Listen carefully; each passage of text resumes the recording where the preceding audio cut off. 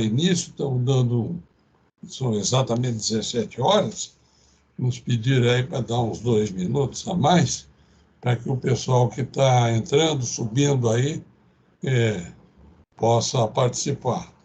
Tá? A gente pede que, durante a apresentação, está aí escrito no chat, nossa comunicação com o moderador vai ser pelo chat, a gente pede aos participantes que deixem seus microfones e câmeras fechados durante as apresentações, para não atrapalhar o palestrante. As perguntas podem ser enviadas pelo chat, devem ou podem, a qualquer momento. No final das apresentações, das 2 apresentações, eu, moderador, vou transmitir as perguntas aos palestrantes do evento. Tá? Esse encontro é um encontro. Eu sou coordenador executivo do MGPDI. MGPDI é o modelo de gestão da pesquisa, desenvolvimento e inovação nas organizações. Eu sou desde 2015, janeiro de 2015, o coordenador desse modelo. Nós fazemos desde 2021 esses webinars, são mensais. Tá? Nós fizemos, em 2021, nós fizemos 11, em 2022 mais 11, e em 2023 vamos fazer 10 com esse. Né? Fizemos um a menos em 2023, porque não fizemos em janeiro. Tá? Então, esses 32 webinars, eles são gravados em vídeo, é um ativo construído aí pelo MGPDI, tá? E eles estão disponíveis, todos os 32 webinars estão disponíveis para interessados. Né? Depois eu falo mais sobre isso. O nome do webinar de hoje é A Arte como uma metodologia inovadora de ensino. Nós temos como debatedoras, né, 2 especialistas. Né? Nós temos a Maíra Weber. A Maíra Weber, eu vou brevemente passar aqui o currículo dela. Tá? A Maíra Weber é doutora em Educação pela PUC do Paraná, é mestre em Educação pela PUC do Paraná, é jornalista, tem graduação em jornalismo pela Universidade Positivo e é artista, é bacharel em artes cênicas pela FAP. Tá? Ela atua como professora universitária, formadora de professores e palestrantes sobre os temas arte, contação de história, educação social e competências socioeducacionais. É autora de livros e editora de materiais didáticos também. Né?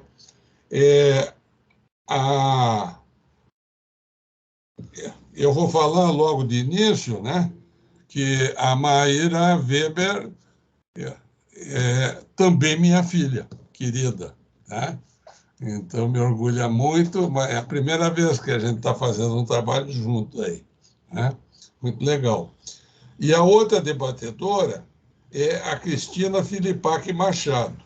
A Cristina é mestre em informática aplicada, especialista em sistemas de informação no Japão, especialista em informática pelo Cefet Paraná, antigo Cefet, atual Universidade Federal Tecnológica do Paraná, é mestre em engenharia de software pela PUC Paraná e Cefet Paraná, com ênfase em gerência de riscos. Ela é co-criadora do modelo e método de avaliação do MGPDI. Né? A Cristina é uma das... e avaliadora líder do MGPDI. A mesma coisa ela fez também, também no caso do MPS-BR. A Cristina é uma especialista em avaliação, e melhoria de inovação baseada em melhoria de processos. Então, com isso eu apresentei aí as duas. A dinâmica do nosso webinar é a seguinte: eu tenho essa introdução aí, estou fazendo uns 5 minutos no máximo, estou terminando. Depois eu passo logo a seguir para a Maíra, ela tem 20 minutos para a apresentação dela. Quando ela terminar, eu passo para a Cristina Filipac Machado, ela tem 20 minutos. Quando a Cristina terminar, ela me devolve e eu começo a sessão de perguntas e respostas. Quem tiver perguntas, vai escrevendo no chat aí, tá? Para a gente poder ter uma boa sessão de perguntas e respostas. E, no fim, eu tenho uma introdução também dos 3 a 5 minutos, uma introdução não, uma conclusão dos 3 a 5 minutos. Esses nossos webinars, eles começam às 17, já começamos, e terminam, a gente procura ser rigoroso, às 18 horas, é 1 hora de webinar. Nós não temos nenhuma restrição de por que não pode ser mais de 1 hora, técnica de ser mais de 1 hora, é uma restrição mais é um limite de tempo já para todos se habituarem, né? Então, feito isso, eu vou passar a palavra para a Maíra Weber, tá? Para a apresentação dela. Bom, boa tarde a todos. Eu acho que todos estão me ouvindo. Quero dar as boas-vindas aí a todas as pessoas que estão acompanhando essa conferência, esse webinar.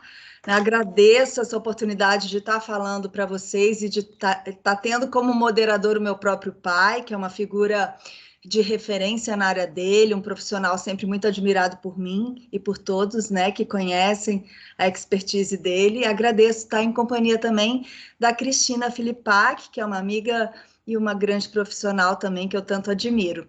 E boa tarde a todos que estão aqui nos ouvindo. Bom, eu vou compartilhar uma apresentação e vocês vão vendo algumas imagens, algumas ideias, né? Quem tiver perguntas, a gente bate um papo daqui a pouco no final.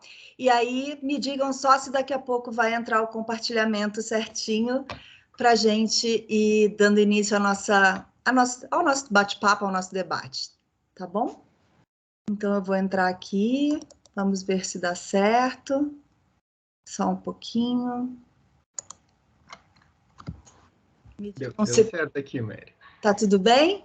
Tudo certinho. Então, tá bom, que bom. Olha, então a gente vai falar da área da inovação hoje, né? A inovação está em muitas áreas da sociedade, mas eu vou trazer um olhar, né, daquele estudo, daquilo que eu venho estudando há anos, daquilo que me apaixona e que me move como pessoa e como profissional. Eu vou falar de educação e vou falar de arte. Trouxe essa imagem de início para que vocês pensem, né? Será que essa imagem traz para vocês uma sensação opressora dessa sala de aula escura e aberta lá ao fundo? Ou a educação pode ser vista nessa imagem, porque a interpretação é única de cada um de nós, como algo libertador, como algo iluminado, né? Eu vejo um corredor, me parece ser uma escola pública, né? Nas minhas memórias, a gente constrói as nossas referências interpretativas a partir das nossas memórias. Na minha memória, me parece uma sala de aula de escola pública, uma professora afetuosa, dando atenção para um aluno, parece estar tirando uma dúvida. Eu vou falar um pouco sobre isso, então, nessa temática arte, como uma metodologia inovadora de ensino. Bom, a trajetória, para vocês entenderem por que eu pesquiso e atuo nessa área, começou com a arte. Minha primeira área de formação são as artes cênicas. Eu me formei em teatro, artes cênicas, artes da cena, né? E sou atriz até hoje, sou diretora de teatro, dramaturga, que é quem escreve peças de teatro, trabalho com isso, mas também eu consegui ter uma formação multidisciplinar que tem me ajudado na minha área hoje em dia. A partir dessa primeira experiência com a arte, depois eu fiz outra graduação em comunicação social, jornalismo, e uma área, logicamente, apoiou a outra por causa da escrita, da oralidade e do trabalho de equipe, que é muito forte nessas duas áreas. e comecei a trabalhar com educação. Depois que eu fui trabalhar em educação, eu achei um grande propósito da minha vida, pessoal e profissional, porque a gente, quando lida com a educação e quando repara que pode realmente fazer a diferença em pequena escala, numa sala de aula, ou em grande escala, produzindo material didático, como eu também faço, e estando formando professores, que eu também sou professora, né, de alunos de pedagogia, eu formo professores. É muito interessante a gente estar influenciando para essa melhoria da educação brasileira, pública e privada. Então, eu senti necessidade, tendo a arte, a comunicação, e depois vi necessidade de ampliar meu estudo na área de educação, fiz mestrado e doutorado em educação.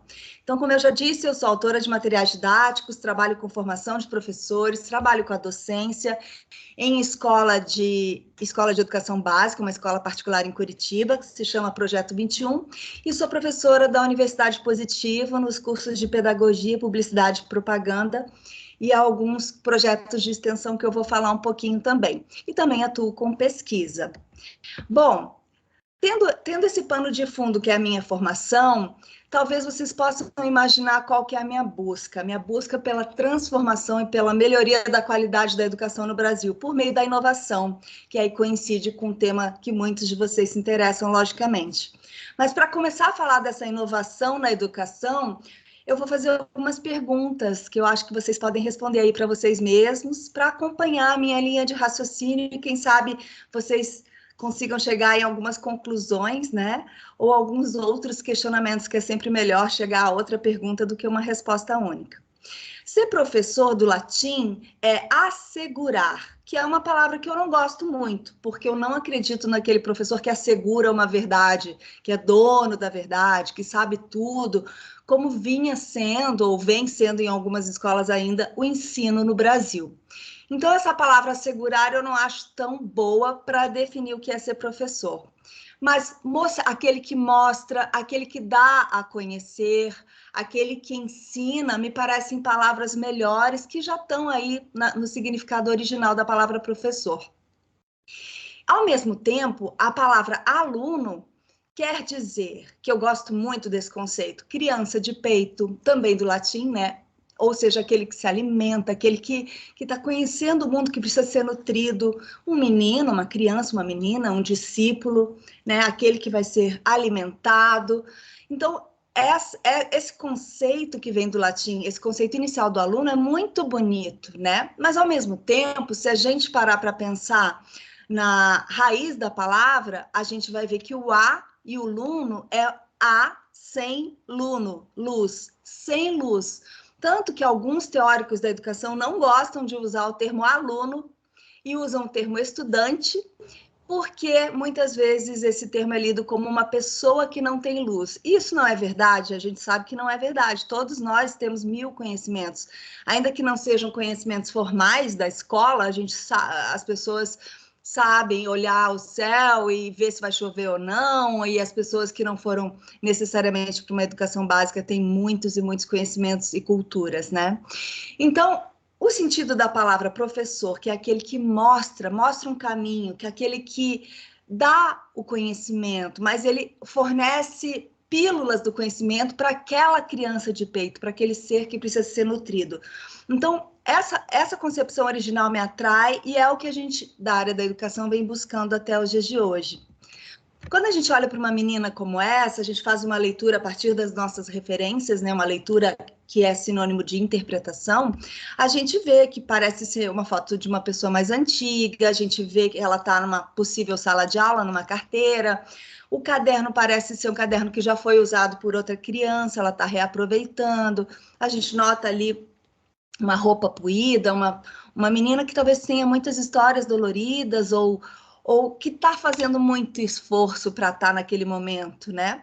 E eu vejo essa menina cheia de dores na sua aparência, no seu contexto físico, mas muito interessada. Ela está interessada. O que ela está vendo? Por que ela está segurando com tanta força naquela caneta? Se ela está prestando tanta atenção naquele quadro negro, ou naquele professor, ela quer conhecer. E é isso que a gente, da área da educação e da área da inovação na educação quer buscar no aluno? Um aluno que se interesse e que, com autonomia, consiga buscar o conhecimento e a aprendizagem. Bom, ensinar tem a mesma origem de signo, significado, ou seja, colocar uma marca, assinalar, distinguir, trazer diferenças, né?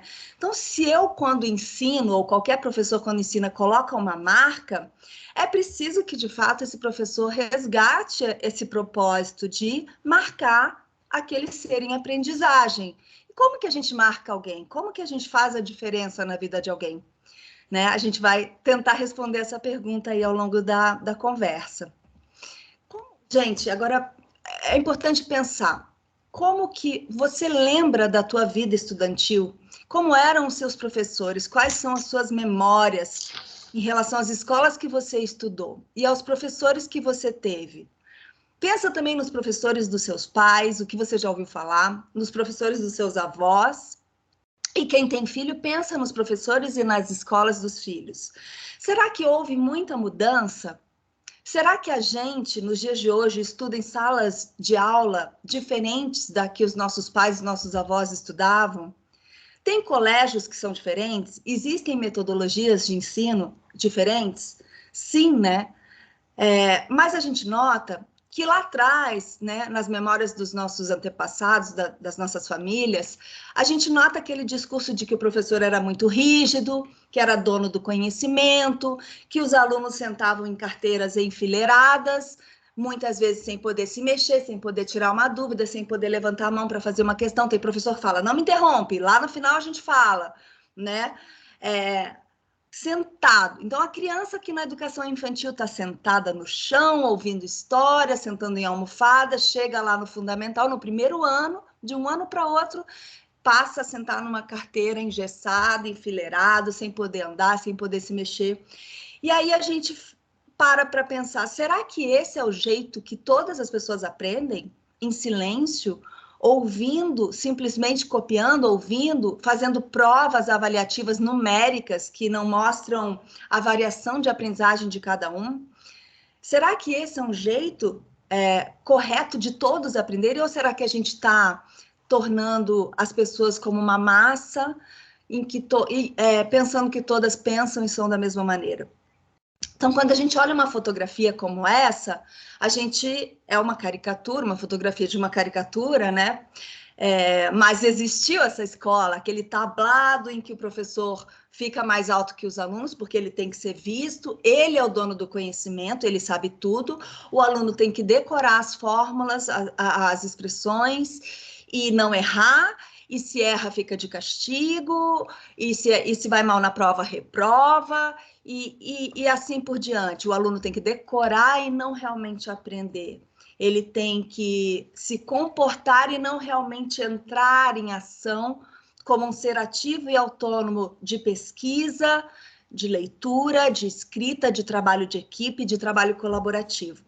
Então, todo esse ensino tradicional que a gente tem na nossa memória e que poucos sortudos estudaram de maneira diferente, esse ensino tradicional atrapalhou muita gente, se não a maioria. Porque muitas vezes a gente fez prova, sabia o conteúdo ali, meia hora depois de entregar a prova, a gente já tinha esquecido tudo. A gente aprendeu de verdade? Ou a gente tinha medo desse professor? Ou a gente tinha medo da prova? Ou a gente tinha medo do vestibular, né? Então, quando a gente fala de inovação na educação, a gente começa a pensar nisso, que a mesma aula ministrada ontem não vai ser a mesma que vai ser ministrada amanhã, pelo mesmo professor e com o mesmo conteúdo. Por quê? Porque o professor está se modificando a cada dia. Ele pensou em coisas diferentes, ele leu um livro antes de dormir, ele viu o jornal, leu sobre a guerra, né? Soube de coisas absurdas sobre mudanças climáticas. Na aula seguinte, ele vai trazer todos esses conhecimentos novos para a sala de aula. Ele é um ser vivo, pensante, em elaboração contínua. Da mesma maneira, se ele está dando a mesma aula para turmas diferentes, os alunos vão ser diferentes. E os alunos fazem parte da educação que a gente chama de inovadora. Não é um aluno parado, acrítico, passivo. É um aluno que vai colaborar com a aula, trazer seus conhecimentos, trazer perguntas norteadoras, né? As aulas expositivas são agora dialogadas, né? Então, os professores não são todos iguais e os alunos não são todos iguais.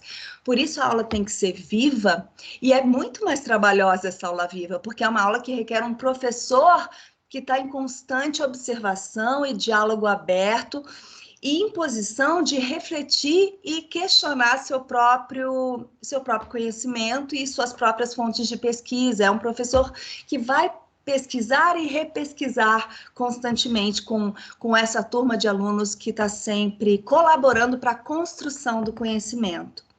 Então, se um professor que a gente chama de uma época conservadora tradicional, que é essa sala de aula que o professor detém o conhecimento e o aluno é passivo, acrítico e trabalha com memorização de conteúdos. Se um professor dessa época conservadora vê um aluno assim, todo sorridente, mostrando 5 mais 2 igual a 8, o que poderia acontecer com essa criança? Se for um professor crítico e rígido, autoritário, ele pode falar na frente da turma inteira: imagina, menino, olha, você está fazendo 5 mais 2 é igual a 7, o que é isso? Como é que você está rindo? E ainda fez uma flor nessa tua conta? Isso não faz sentido. Agora, se esse professor chega afetivamente, olhando para esse aluno como um ser individual e que aprende num ritmo diferente dos demais, e agachado, no mesmo nível de olhar com essa criança, fala, olha, materializando a aprendizagem, tornando prática, né? Olha aqui o lápis de cor, aqui tem 5, aqui tem 2, conta de 1 até 5. Agora, quantos outros 2 que faltam? A criança, 5, 6, 7, tá vendo? Quanto é essa conta? É 7, professora, viu? Nossa, ele vai manter esse sorriso e essa autoestima para o resto da vida. Porque se é um professor autoritário, conservador, que se preocupa só com o resultado, ele pode atrapalhar o resto do conhecimento dessa criança ao longo da vida. Bom, então, a complexidade é um paradigma educação, é uma abordagem educacional que nasceu depois desse paradigma que eu falei, paradigma conservador, a abordagem educacional conservadora e tradicional.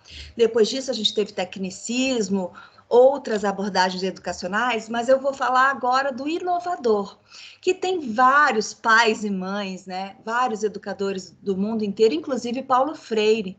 Mas eu gosto muito de estudar o Edgar Morin, que é um francês ainda vivo, com mais de 90 anos, né, que ele traz esses conceitos dessa escola que tem que ser inovadora. Mas não é inovadora, talvez, no âmbito que vocês conheçam, das tecnologias. É inovadora no sentido de permitir que o aluno seja autônomo, um pesquisador, trabalhe em colaboração, participe não passivamente da aula, mas ativamente, que ele consiga aprender os conteúdos e não memorizar os conteúdos, que ele consiga viver experiências na sala de aula.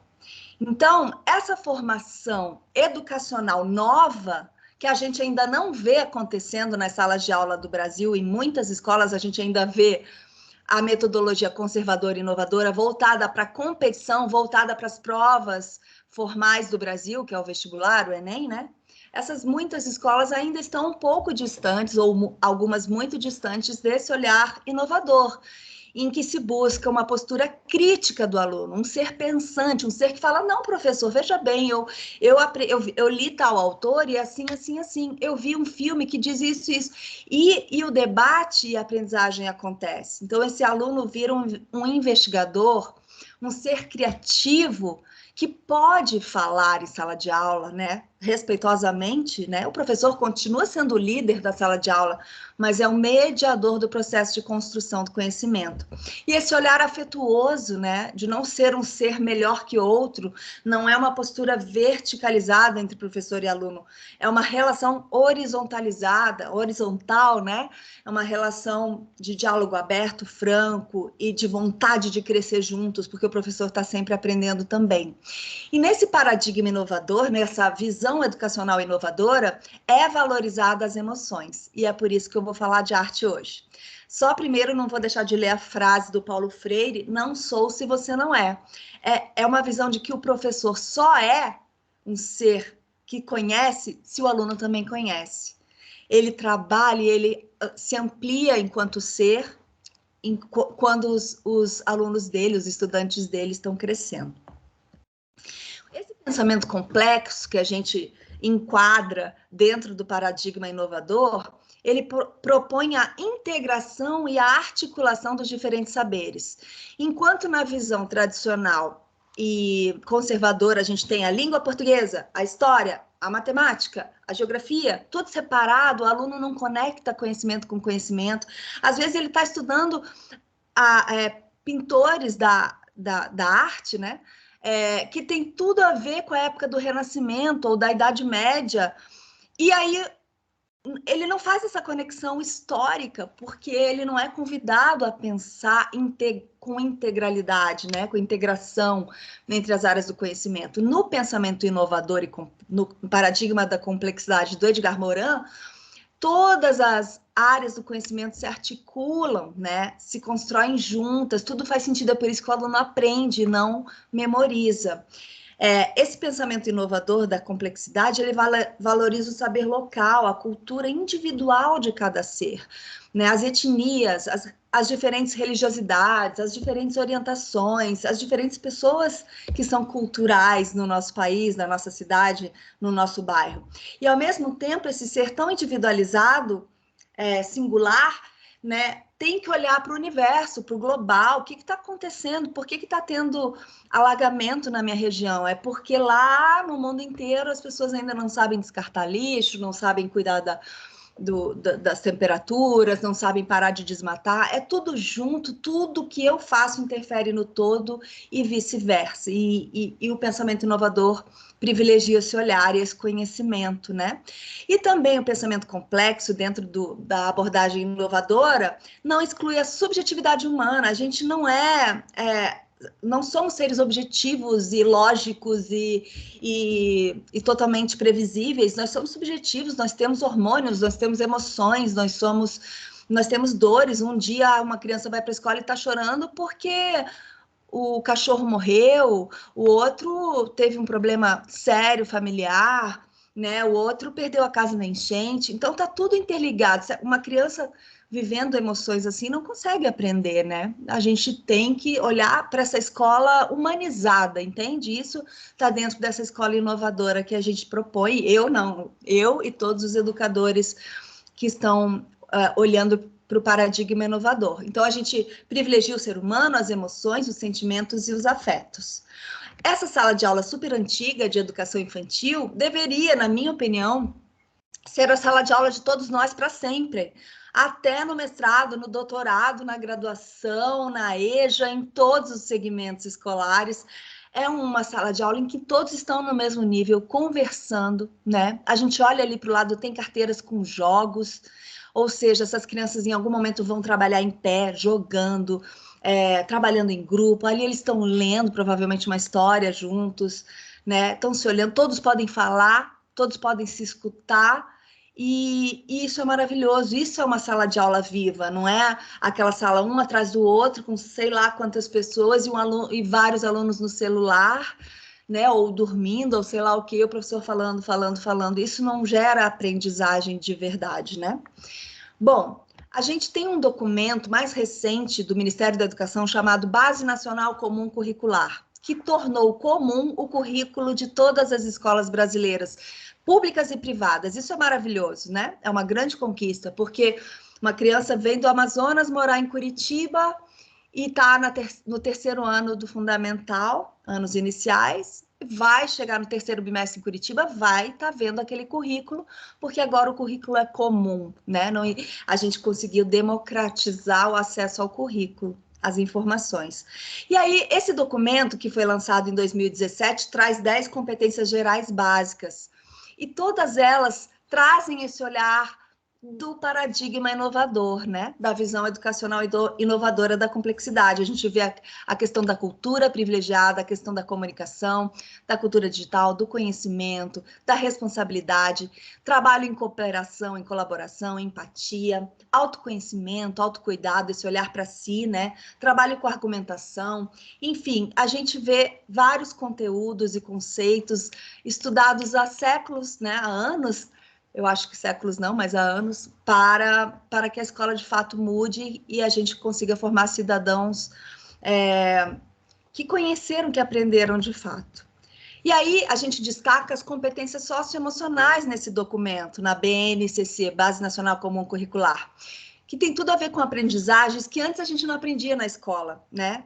E que são fundamentais para que essa escola inovadora aconteça. É aprender a ter empatia, a ter respeito, a trabalhar com cooperação, com colaboração, resiliência, que é uma coisa que hoje aí com as redes sociais, com os videogames, as nossas crianças e adolescentes têm dificuldade porque elas estão acostumadas a ganhar, né? A ter palmas, a passar de fases, a ter vários ímpetos de satisfação, e a vida não é assim. A gente tem que aprender a lidar com a frustração e ser resiliente.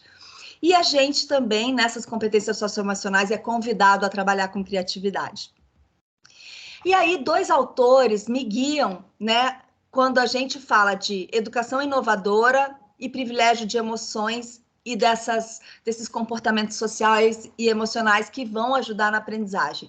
Um deles é o Saturnino Della Torre, que inventou esse nome, esse título, essa palavra nova, Sentir Pensar. E ele fala que os professores devem, e a escola inovadora da complexidade deve colocar ao mesmo tempo e lado a lado o sentimento e o pensamento, o racional e o emocional, para daí a gente conseguir aprender de verdade.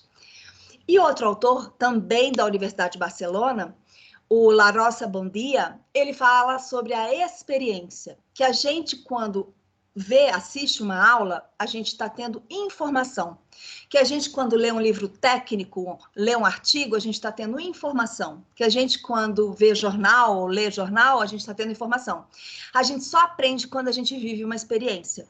E a gente vive uma experiência quando a gente é convidado a se emocionar de alguma maneira. Por exemplo, numa aula que tenha alguma questão de teatro, numa aula que tenha um trabalho de campo, que a turma vá conhecer lá o Rio Belém, numa aula que eles façam uma experiência científica, né? Numa aula que se cria uma horta e se vê concretizar aquelas sementes que foram plantadas e assim por diante. Então, só a experiência que vai tornar a aprendizagem efetiva, e eu acredito nisso também.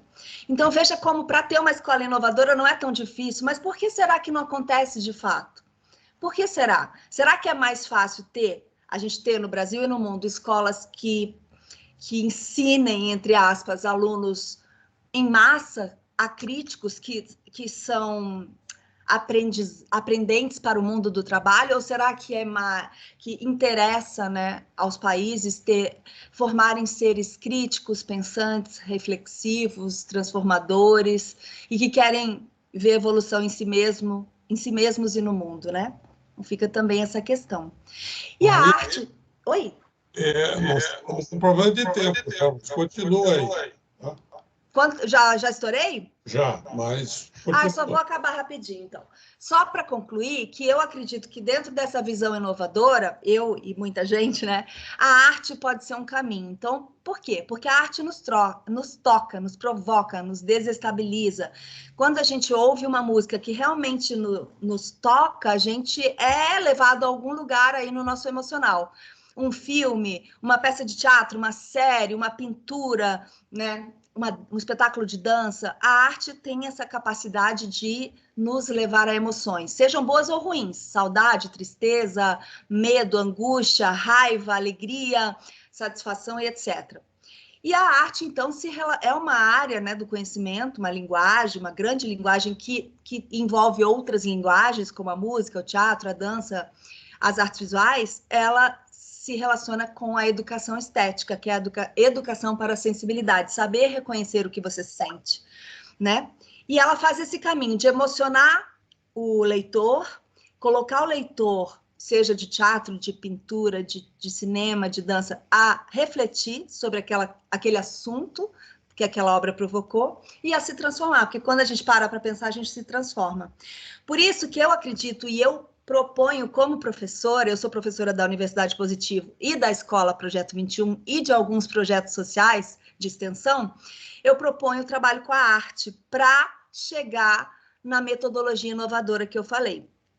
Por exemplo, as peças de teatro, porque o teatro trabalha com com união, né? Um trabalho de equipe que juntos criam uma obra de arte única. Então, todo mundo põe a mão na massa e se responsabiliza. A gente articula saberes com a língua portuguesa, de oralidade, de escrita, de leitura, de gênero textual, dramaturgia. A gente articula saberes, obviamente, com a arte, com a história, né? Dependendo da temática da peça, com outros componentes curriculares. Então, essas são algumas peças que eu desenvolvi na Escola Projeto 21 como diretora e dramaturga. Eu tenho uma pessoa comigo que trabalha comigo, que é o Luiz Lucena, e é muito, muito bacana esse trabalho. A gente vê o avanço desse grande projeto, a aprendizagem por projeto também está no paradigma inovador. A gente vê como esse grande projeto forma esses alunos, essas crianças e adolescentes para aprendizados consistentes. A gente tem aqui mais essa peça do Don Quixote, que também foi feita em escola.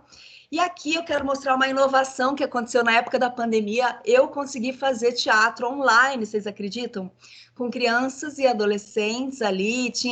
A gente trabalhou bastante com a linguagem do cinema, porque eles tinham que saber abrir câmera, fechar câmera, abrir áudio, fechar áudio, posicionamento, e eles fizeram, né, na hora da cena tinham que abrir, na hora que não era só cena tinha que fechar a câmera, e um público imenso assistindo ao mesmo tempo. Então foi muito lindo a gente conseguir continuar com a educação inovadora por meio da arte, da linguagem artística, teatro, transformando e construindo conhecimento com esses alunos.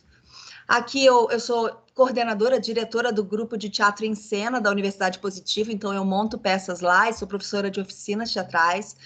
Então tem alunos de todos os cursos, medicina, engenharia, enfermagem, pedagogia, jornalismo, publicidade, é muito legal eles trabalhando juntos.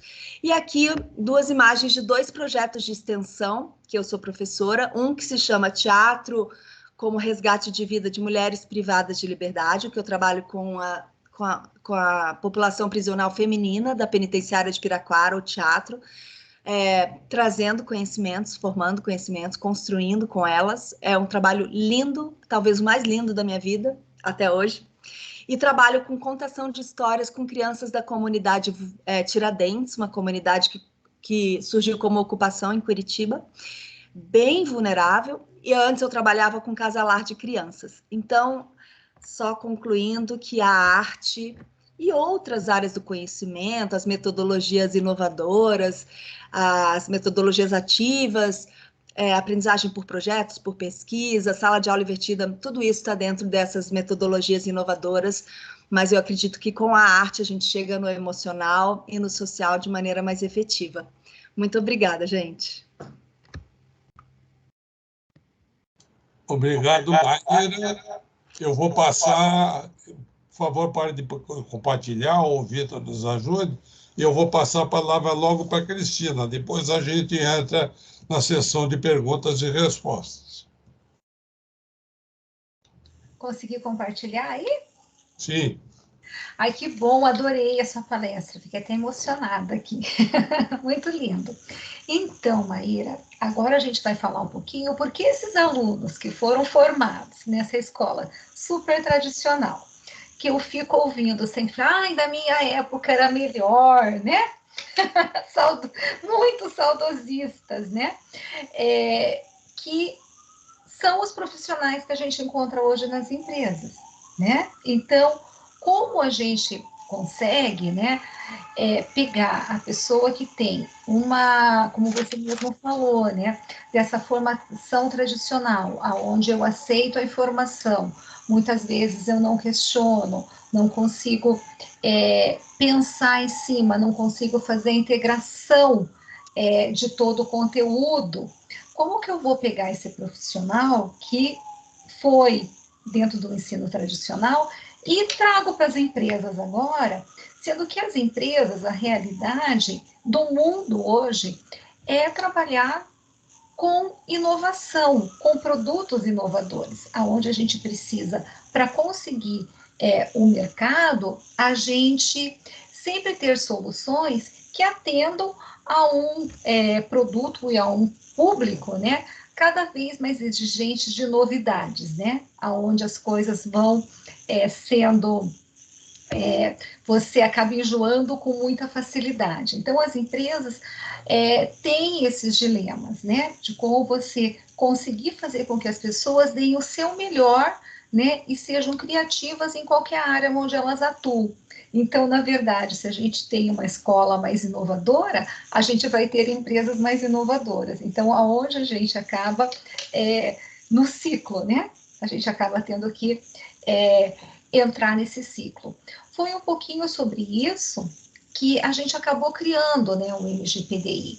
Por quê? Porque a gente tem, se você não tem isso já no DNA das pessoas, quando elas entram para as empresas, a gente vai ter que trabalhar esse conteúdo para fazer com que as pessoas, eu já anotei tudo aqui, né? No fundo é o problema que a gente tem, né? As pessoas colaborem, elas consigam pensar, né, de uma forma diferente dentro das organizações e elas consigam fazer com que o dia a dia delas sejam melhores e também com que os produtos que elas produzam, né, dentro das organizações também sejam melhores. Então, a gente tem esse dilema aqui. E o que a gente acabou construindo? Como as organizações, o seu projeto lá de arte, como você vai fazer uma peça, eu já fiz teatro, né? Tive a felicidade de fazer teatro, a gente vê como que é complexo e precisa de um processo para você conseguir chegar a um resultado final, né? Senão você acaba não tendo uma peça se cada um não saber aonde que vai entrar, como que vai colaborar e o que vai transmitir para o público.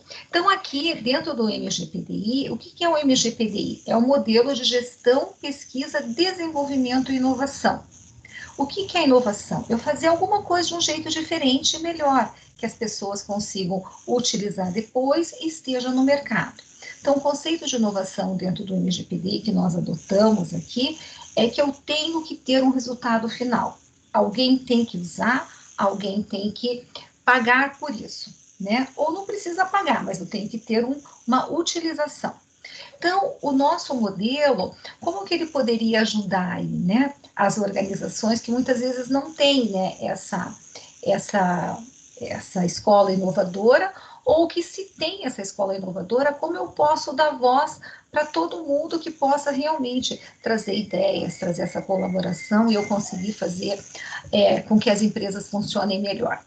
O MGPDI, ele foi estruturado em 3 perfis. Por que a gente fez esses 3 perfis? Porque a gente sabe que essa mudança, ela não é muito fácil dentro das empresas, né? Então, como eu tenho uma empresa tradicional também, como que eu consigo fazer essa empresa se tornar inovadora? Essa que é a nossa questão. Então, o que nós trouxemos? Falando, poxa, eu não consigo sair do 0 e ir para o 10. Eu vou ter que fazer alguma coisa gradual para que a gente consiga trabalhar a maturidade das pessoas e a maturidade organizacional. Por isso, nós definimos dentro do nosso modelo, né, 3 perfis. Esses perfis, eles começam como, né? A gente trabalhar alguns processos que a gente motive a empresa e as pessoas a participarem e colaborarem entre si. Então, a primeira fase desse perfil, né, desse início da introdução do MGPDI nas organizações, é o quê? A gente começar do começo, a gente fala assim, ó, ideias e inovações desenvolvidas individualmente são fomentadas e acompanhadas. Então, o que eu quero nessa primeira fase de implantação do MGPDI? É valorizar aquela ideia, o indivíduo para que ele seja empoderado, tá? De poder falar dentro das empresas e poder se posicionar e poder dar ideias, independente se elas são boas, ruins, se elas vão para o mercado, não vão ou vão ser selecionadas. Então, a gente acaba trabalhando desse perfil 1 com vários processos, mas com o objetivo do quê? De empoderar o indivíduo, que ele possa entender que ele faz parte de um todo, que ele pode participar e que essa ideia dele, ele consiga enxergar que pode se tornar uma inovação, através de um processo dentro da organização, onde a gente nunca deixa ninguém para trás, onde todas as ideias sejam colocadas e que todas as ideias sejam classificadas e tem uma devolutiva para o indivíduo, tá? Para que ele se sente essa parte. A segunda fase, acho que está com algum, Vitor, algum áudio aí. A segunda parte do perfil, o perfil 2 que a gente começa a trabalhar, é onde eu começo a olhar esse trabalho de uma forma com uma gestão maior, né? Onde eu consiga trabalhar muito risco, oportunidade, porque toda inovação ele tem risco, né? E também muita oportunidade, e eu consiga olhar esse trabalho de uma forma mais global dentro da minha empresa como um todo. Então, eu consigo colaborar e também fazer com que as pessoas e os setores colaborem mais. E o último perfil que a gente tem, eu trabalho muito com o aprimoramento e eu trabalho com a cultura formal com estratégias para inovação, né, com vários processos, que é o nosso último perfil aqui, onde eu trabalho a gestão do conhecimento, como que as pessoas conseguem aprender, né, e passar conhecimento de uma para outra, e a gestão da propriedade intelectual, que é eu garantir, né, que as ideias realmente e as inovações elas vão estar juridicamente adequadas, né? Então, eu vou passar um pouquinho por esses processos que a gente tem aqui, né, dentro do perfil 1, né? O que eu tenho? Eu tenho o processo de colaboração. Aqui, se a gente for olhar, eu tenho cada processo, eu tenho vários resultados. Tá? O que é esse resultado desse processo? É o que eu tenho, qual a prática que eu tenho que executar para falar que eu realmente vou conseguir chegar ao resultado que eu pretendo. Então, o que as empresas têm que fazer no perfil 1 para que as pessoas colaborem mais? Tá? Essa que é a ideia do modelo. Então, aqui, o que eu teria, né? Por exemplo, um resultado, né? Interações e contatos internos e externos são estimulados, visando criar oportunidades para troca de experiência e aprendizado. Então, ter intercâmbio de conhecimento, porque a gente sabe que a inovação, como você bem colocou, naquele círculo que os aluninhos estavam lá, todos conversando, que a gente imagina que eles estão fazendo uma coisa bem legal, né? Que mas estavam tudo bem bonitinhos, né? Milimetricamente lá, redondos, né? E num círculo eles estavam conversando. Então, o que é aqui, né? Como que eu consigo colaborar em termos organizacionais, né? Para que as pessoas troquem experiência e aprendizado. E no sentido que eu posso ter muita coisa externa, não só se vincular ao conjunto de pessoas que têm aquela mesma cultura, mas sim olhar e falar com uma universidade, colaborar com outras, com grupos de pesquisa, colaborar com outras empresas, né, para que consiga ter uma colaboração maior, e eu consigo o quê? Com uma colaboração, eu consigo, uma ideia leva a outra, a gente sempre fala isso, né? Então, como que vai levar uma ideia a outra? Quando eu consigo ouvir, né, e colaborar com o outro, né? A outra questão que a gente coloca no perfil 1, que é possibilidade de colaboração internas e externas, são identificadas, avaliadas e acompanhadas. Então, não basta só eu olhar a oportunidade, eu tenho que viabilizar que essas pessoas conversem, que esses grupos trabalhem, tá? Aqui, eu estou dando um exemplo, né, da gestão de colaboração, mas para todos esses processos aqui, eu tenho esse conjunto de resultados. Eu vou pegar mais um, né, que é um exemplo do que a gente tem do MGPDI, né, que é a própria gestão de ideias, que é o início de tudo. Então, o que eu tenho que ter, né, para o perfil 1? Então, eu sempre vou olhar que na verdade, eu estou apresentando, esqueci de falar aqui, dentro de um guia que é público, que a gente tem na Wiki, né, que é o MGPDI SoftSul, né, aqui tem o caminho, que eu vou pedir para o Vitor colocar no chat aí para nós, tá? Que eu tenho todos esses resultados. Então, sempre eu tenho o resultado e o perfil. Então, aqui, por exemplo, o que é que eu tenho que ter quando alguém dá uma ideia? Por exemplo, algum aluno seu deve, olha, eu quero fazer um teatro sobre um filme, sobre o Harry Potter. né? Ele dá uma ideia, isso ia ser super legal, né? Fazer um teatro sobre o Harry Potter, o outro fazer um teatro sobre Alice no País das Maravilhas, enfim, cada um dá a sua ideia. O que ele tem que fazer? Olha, gente, o que eu vou precisar? Ah, então Harry Potter, eu vou precisar um monte de varinhas, né, mágicas, aí recursos. Alice, eu vou precisar de um coelhinho, né? Então eu vou ter que olhar, né, dentro das organizações, como que as ideias vão ser contextualizadas, o que elas precisam, quais são as oportunidades e riscos que elas podem trazer para dentro da organização. Depois, eu sempre compartilho. Então, essa questão que você falou, né, desse ensino inovador, é que também a gente sempre está trazendo para o compartilhamento, para que as pessoas realmente se ajudem, né? Então, ideias são compartilhadas entre os envolvidos, por que aqui conforme pertinente? Porque nem sempre todo mundo precisa saber aqui, porque a gente tem uma questão de negócio, né, aqui envolvida, então os grupos que podem colaborar, eles podem estar aí participando aí dessas ideias, né. A gente sempre vai olhar a viabilidade, para documentar critérios, a parte de... e o que for viável, a gente vai olhar para ver se tem alguém que consegue patrocinar, como em qualquer outro projeto.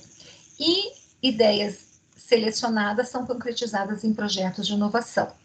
Então, aqui é o segundo exemplo, né, que eu estou trazendo de como o MGPDI pode ajudar, né, não só a escola, né, a inovadora, como as empresas a se tornarem inovadoras, porque a escola acaba sendo uma empresa também, né, dentro pode não ter lucro, mas acaba sendo. Então, como que eu consigo fazer esse ambiente ser inovador e a gente tenha mais colaboração? Então, um último exemplo aqui que eu vou mostrar é da gestão de inovação, que eu tenho sempre que pensar que dentro do MGPDI, no perfil 1, que é o perfil de entrada, que como que eu vou ter uma política para fomentar a inovação na organização. Quer dizer, o que significa isso? Eu tenho que dizer para todos os que participam da minha empresa, que olha, eu quero que tenha inovação, eu quero que você participe, eu tenho que ser claro, porque se eu tenho lá, nos exemplos que você deu, um professor que não diz, olha, gente, vamos trabalhar junto, vamos colaborar, criar um ambiente para que os alunos se posicionem, ele não vai fazer isso, né? Então, as empresas têm que olhar e vai falar, olha, eu quero, isso é uma política para mim, eu quero que você participe, eu quero que você faça parte desse projeto e eu valorizo isso. Então, por isso que a gente tem essa questão dessa política falando sobre isso, né? E também a proteção sobre a inovação. Eu tenho que chegar e falar assim, olha, colocar as regras, se você tiver uma boa ideia, você vai fazer parte disso, eu vou dividir o bolo também, né? Eu vou pegar, você vai ganhar com isso. Então, essas aqui fazem parte dos combinados, vamos dizer assim, entre a empresa e o funcionário, né, quem está participando de todo esse processo. Então, o que eu mostrei aqui para vocês é como alguns aspectos do LGPDI, tem mais, nós só mostramos três processos, mas os que mais eu acho que dentro do tempo que a gente tem aqui, né, é colocar para vocês de como a gente poderia utilizar o LGPDI, tanto numa escola, né, para que a gente faça que a escola também seja inovadora, né, não só, porque se você tem só uma sala de aula, é só os alunos da Maíra que serão impactados, né, o que a gente quer é que a escola inteira seja impactada. Então, que esses professores, além de ensinar uma escola, a sua sala de aula e seus alunos a serem inovadores, que ele também possa participar de uma escola inovadora e ele também possa dar suas ideias, que essas ideias também sejam aceitas, que ele também possa colaborar, né, como uma organização também, tá? Então, eu acabei, Val, pelo nosso horário aí, daí eu convido, assim, vou passar a palavra para você, mas eu convido aí todos a conhecerem um pouquinho, nós temos outras apresentações sobre o MPGPDI, e vocês acessarem, né, esse site para conhecer um pouquinho mais. Se vocês tiverem alguma dúvida, tem lá os formulários, né, Val, dentro da SoftSul, podem nos contactar para a gente falar um pouco mais sobre esse assunto. Muito obrigado, Cristina. Nós terminamos, então, as 2 apresentações e vamos passar logo para a sessão que nós chamamos de perguntas e respostas. Tivemos manifestações da nossa audiência, não propriamente perguntas, mas eu tenho perguntas. Vamos às manifestações. A primeira delas, eu estou lendo o chat agora. Excelente trabalho, Maíra, fiquei encantado. Essa manifestação é do Antonioni, José Antônio Antonioni, que é o presidente da SoftSul, e que é a responsável e que tem os direitos lá junto ao INPI do MGPD, responsável pelo desenvolvimento. Nós temos uma outra manifestação da Diana Martins, que é diretora da SoftSul. Tá? Está muito bom, Maíra. Que sonho seria ver todas as escolas com essa abordagem. E nós temos também uma manifestação. Tem uma pergunta aqui do Renato, eu vou deixar o Renato Volpe, vou deixar a pergunta para depois. Uma manifestação da Maria Helena Querido. Tá? Muito boa a sua abordagem, Maíra, mas acredito que para a educação no Brasil chegar a equalizar as escolas privadas e públicas, há que desenvolver um trabalho muito grande. Mas tem que começar. Parabéns. Vamos à pergunta do Renato Volpe. O Renato Volpe é diretor-presidente, é sócio da ASR. Ele é o R da ASR, que é uma empresa sediada e que atua com grande atuação em melhoria de processos e em qualidade, basicamente no estado de São Paulo, todo o estado de São Paulo. Pergunta para a Maíra. Primeiramente, grato pela palestra. Infelizmente, tenho que sair para outro compromisso, mas deixo a minha pergunta e, posteriormente, eu irei ouvir a resposta. A pergunta seria, na sua opinião, já que se falou desde o início da escola pública que a questão da inovação da escola pública enfrenta muito mais dificuldade que a escola particular. Hoje, infelizmente, escolas públicas nem possuem local adequado de sala de aula. Imagino que sua experiência de aplicação de arte e teatro seria muito difícil, ou a questão de inovar, mesmo que seja algo que pareça comum em outras escolas, é sempre válido quando se está buscando que a criança evolua. Grato. Não sei se a Maíra quer responder, pode responder. Eu tenho outra pergunta aqui, tá? Depois, mas vamos lá. Bom, eu vou responder para o Renato, até porque esse webinar fica gravado e acho que ele vai ter acesso aí à minha resposta. E, claro, pode entrar em contato comigo quem quiser, tá? Depois. Eu acho que o Renato tem uma preocupação legítima e essa pergunta dele até se relaciona um pouco com a questão que a Maria também levantou, mas quando a gente pensa em escola inovadora, no paradigma inovador, a gente pensa em escolas que fornecem a possibilidade do aluno ser participativo, colaborativo, de que o professor não seja o detentor do conhecimento, de que o aluno não fique engessado nas carteiras, mas que faça brincadeiras de jogos, sente no chão, vá ver a praça ao redor, vá visitar o principal rio da cidade, vá no museu, faça uma peça de teatro, faça brinquedos com material de sucata. A gente costuma ver projetos artísticos muito bem implementados em favelas, se é que a gente ainda usa esse termo, né?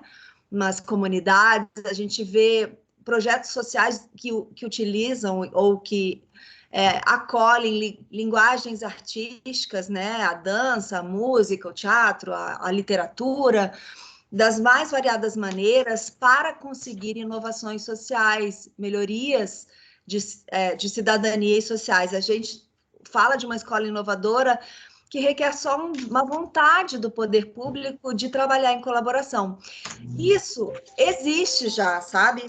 Essa questão já existe, porque, inclusive, trabalhei no Instituto Positivo, que atua em regime de colaboração, unindo municípios, unindo escolas públicas de municípios em que uns ajudam os outros em suas melhores práticas e o que precisa melhorar.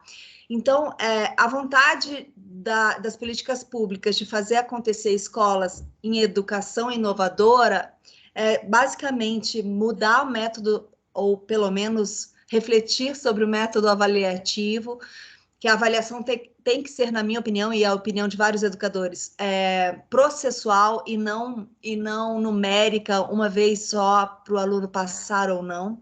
Tem que ser um processo, o aluno tem que ser acompanhado, e um professor com desejo de estabelecer uma relação dialógica consegue isso, né? A gente precisa de uma gestão que queira isso, como bem disse a Cristina, né, como uma empresa mesmo, né, todos precisam estar voltados para esse processo que às vezes é dolorido, mas é muito mais dolorido talvez ir para o simples, e para o acolhimento das pessoas, para uma relação dialógica, né? Teatro a gente consegue fazer na praça, a gente consegue fazer na rua, a gente não precisa de nada para fazer teatro, a gente precisa de vontade de trabalhar junto e construir arte.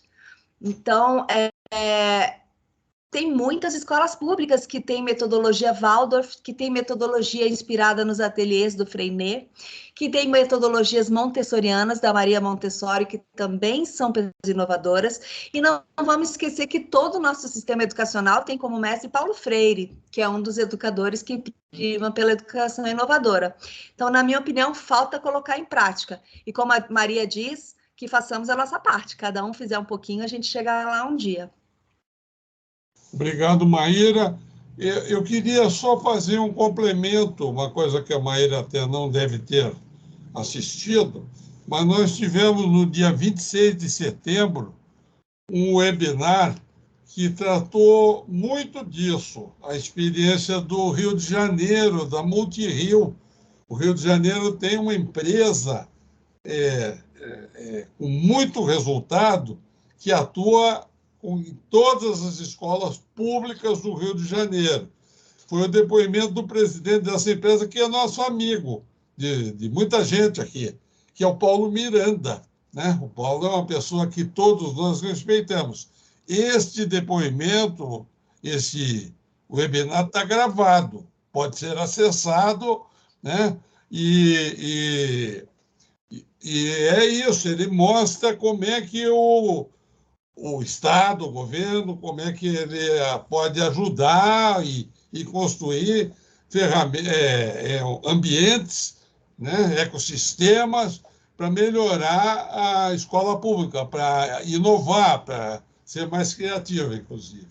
Então, só queria fazer esse complemento. A Maíra mesmo está dizendo que assistiu e gostou muito do Paulo Miranda, e da Multirio também. É o nome da instituição, do organismo lá no Rio de Janeiro que trata disso, né? E que tem todo um elenco de colaboradores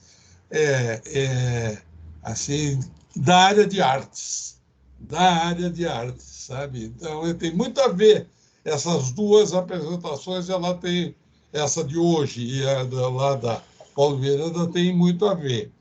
Temos uma pergunta aqui, eu acho que vai ser a penúltima, né?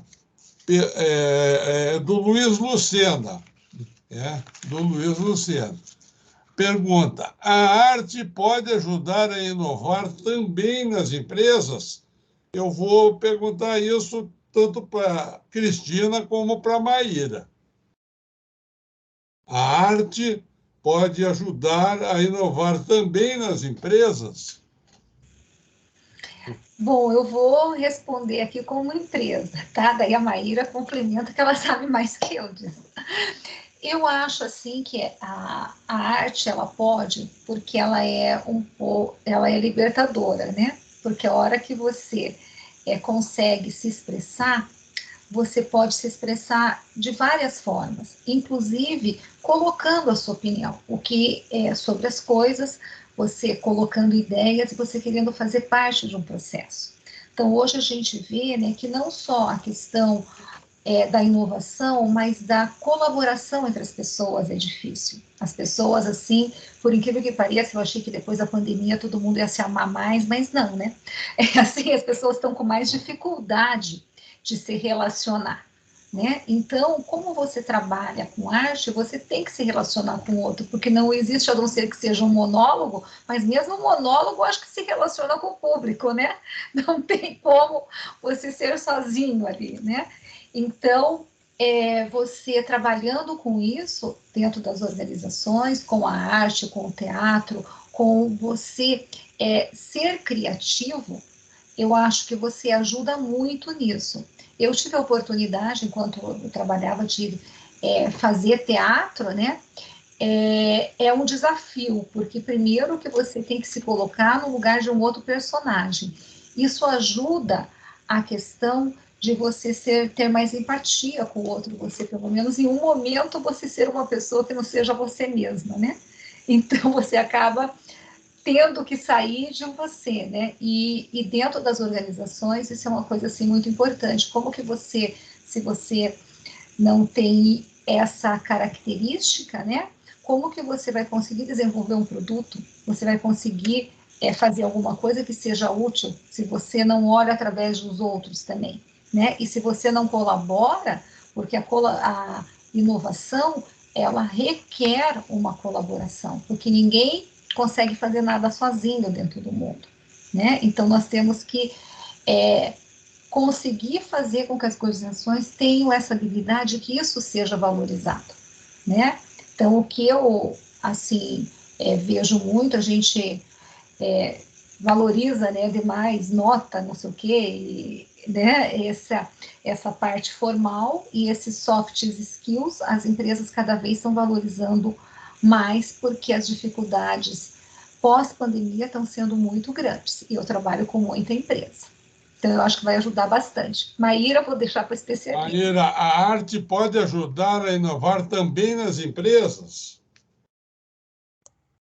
Ah, com certeza. Eu acho até que é um casamento que poderia acontecer em todas as empresas. Eu já trabalhei em algumas. Eu já tive gestores muito sensíveis que traziam contadores de histórias durante o expediente, que tinha troca de livros de literatura, grupo de estudos de livros, que valorizava teatro, música.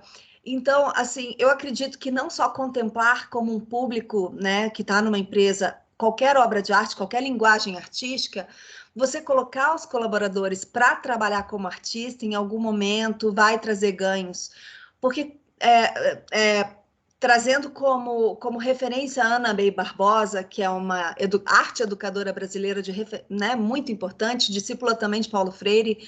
Ela traz uma abordagem triangular, uma metodologia de 3 passos dentro da arte, que é você contemplar a obra de arte, seja um livro de literatura, uma música, uma pintura, uma peça de teatro, contempla, sente aquela emoção, boa ou ruim, sente, depois contextualiza aquela obra, você vai entender por que aquele artista fez Guernica, né, como o Picasso fez durante a Guerra Civil, o que ele queria dizer com isso, por que os cavalos, né, tinha uma flechada, tem uma mãe chorando com a criança morta no colo, o que ele estava querendo dizer com aquilo? Você vai entender o contexto histórico em que a obra foi criada e vai ter uma nova leitura contemplativa de fruição depois. E o terceiro momento é o momento em que você se coloca como artista.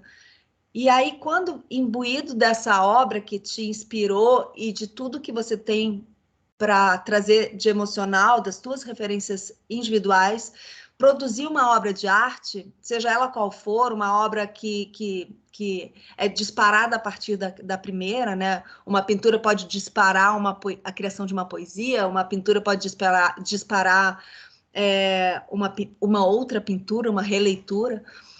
Você se colocando como artista, você trabalha com as suas sensibilidades, com a sua criatividade, com a sua inspiração.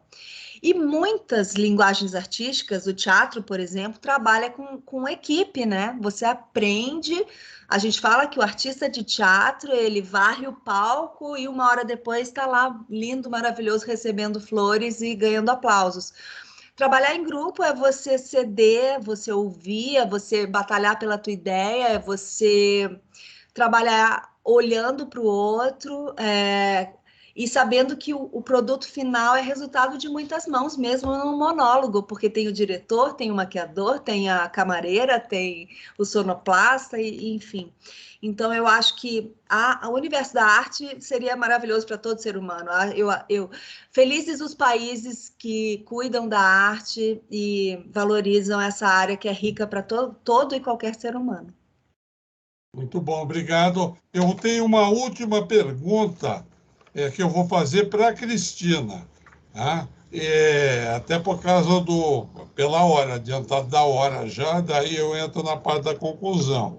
Cristina, quais poderiam ser as maiores contribuições do MGPDI para a arte, o nosso assunto aqui, a arte como metodologia inovadora do ensino?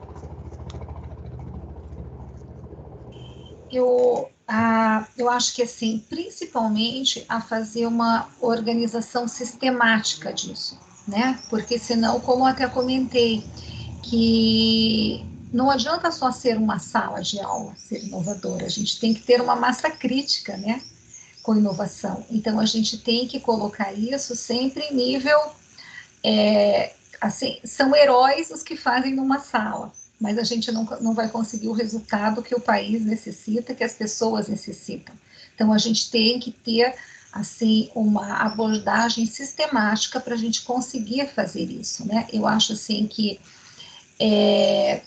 muito já tem sido feito, né? Então, a gente precisa, assim, consolidar essas questões. Então, por isso que eu acho que como o MGPDI é uma metodologia e ele tem os processos, ele tem a organização do conhecimento representada através dele, né, desse modelo, eu acho que ele ajuda muito na organização disso.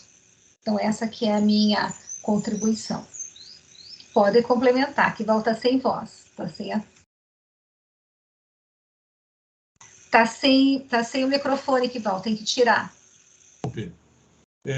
Muito obrigado, parabéns, Cristina, gostei da resposta e muito obrigado aí, tá? Eu vou passar para a conclusão, que já são 18h12, vou tentar fazer aqui em 3 minutos. Queria primeiro agradecer. Eu estou sem voz porque tem aqui perto do meu home office, tem um heliporto, e tem um helicóptero rondando por aí. Por isso que eu apaguei. Eu desliguei e esqueci de desligar. Ele mora bem, hein? Quando quiser me visitar, pode vir de helicóptero. Viu?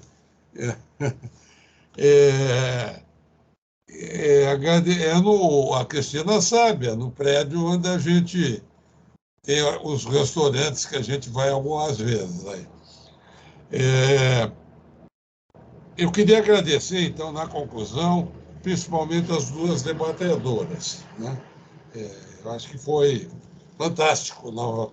Como todos eu gosto, tenho gostado, podem verificar, está tudo gravado, tá? Mas esse aí foi especial, assim, que bom a gente encerrar o ano com um webinar desse tipo aí. Queria agradecer o apoio da SoftSul, aí o Vitor tem sido inestimável aí para a gente, tá? Colaborador. Queria agradecer, assim, particularmente a cada um dos participantes que atenderam, né, o público nosso, porque no fim é o nosso público-alvo. Lembrar só que as gravações de vídeo estão disponíveis tanto no YouTube da SoftSul quanto no sítio web do MGPDI. Tá? Todas as 11 de 2021, mais 11 de 2022 são, e mais 10 desse ano. A 10ª desse ano, que é a de hoje, vai estar disponível ainda essa semana. Ali o Vitor vai colocar lá. Então, 32, tá? E sempre sobre temas diversos, mas com foco em inovação, gestão da inovação. Tá? Gestão, não só a inovação, a Cristina deixou bem claro que é importante também fazer a gestão da inovação, sistematizar isso aí. Ó, Cristina, acho que você está chegando aí. Né? Por último, eu queria fazer um convite. Esse é o último do ano. Né? Cerramos bem o ano e nós nunca fazemos em dezembro. Dezembro é um mês muito complicado, sempre termina muito cedo e todo mundo com muito compromisso. Assim, parece que tem que resolver tudo em dezembro. Então, nós nunca fizemos em dezembro. E, a partir desse ano, nós não fizemos também em janeiro. E no ano que vem, então, já temos agendado, tá? O webinar no dia 27 de fevereiro. 27 de fevereiro. Um webinar que chama Selo Guamá de Gestão da Inovação, baseado no MGPDI. Os debatedores vão ser o Anderson Costa, que é da Universidade Estadual do Pará, e a Rosana Melchiona, que é da SoftSul. Tá? São muito bons e conhecem. É muito interessante isso. Isso é um grupo de 5 empresas, um grupo de empresas em Belém do Pará, startups de diversas áreas. Tem empresa da área de alimento, tem empresa da área de gestão ambiental, de carbono preto, eu nem entendo o que eles fazem, e tem empresa também de TI.